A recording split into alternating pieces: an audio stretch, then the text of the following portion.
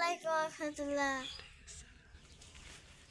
এক নম্বর হাদিস শরীফ কো এক নম্বর হাদিসে আখলিস দিনাকার প্রিয় আমল করলে দিছে কথা তোমার ইমানকে খাঁটি করে অল্প আমলে আজের অন্য যথেষ্ট হবে। 2 নম্বর হাদিসে খয়রুকুম মান তাআল্লামা কুরআনা ওয়া আল্লামা হাদিসে অর্থ দিলেন তলব আপদের মুসলমানের উপর। 4 নম্বর হাদিসে আতুর সাথে হাদিসে তবুদাই মরঙ্গ। 5 নম্বর হাদিসে মিতব জান্নাতি সালা হাদিসে নামাজ বেঁধে যাবে। 6 নম্বর হাদিসে আউয়াল মা ইউআসা বুইলা বেদে ইয়াউমাল কিয়ামাত হাদিসে কিয়ামতের দিন বিছানা হইয়া নামাজে কিয়ামতের সর্বোত্তম নামাজ হিসাব হইবে।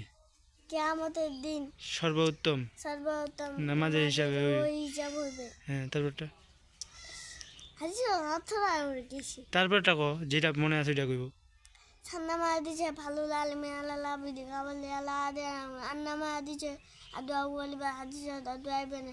নানামা দিছে মাল্লামে সানিল্লাহ নানামা দিছে মাল্লামে সানিনা একদম আলাই হাদিসে কথা আল্লাহ আল্লাহ তাআলার নিকট দোয়া করে আল্লাহ তাআলা তার নিত 10 নামাজ দিছে লা ইয়ামুল্লাহু মাল্লামে আমিনাস হাদিসে অর্থ আল্লাহ তাআলা ওই ব্যক্তির উপর রহম করেন যে মানুষের উপর রহম করে না।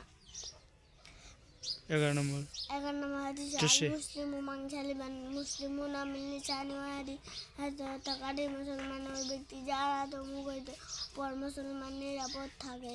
12 নম্বর হাদিসে হুব্বুদ দুনিয়া রাসূলুল্লাহি ওয়া হাদিসে দুনিয়া মুহাব্বত সামালতা গুলামুল।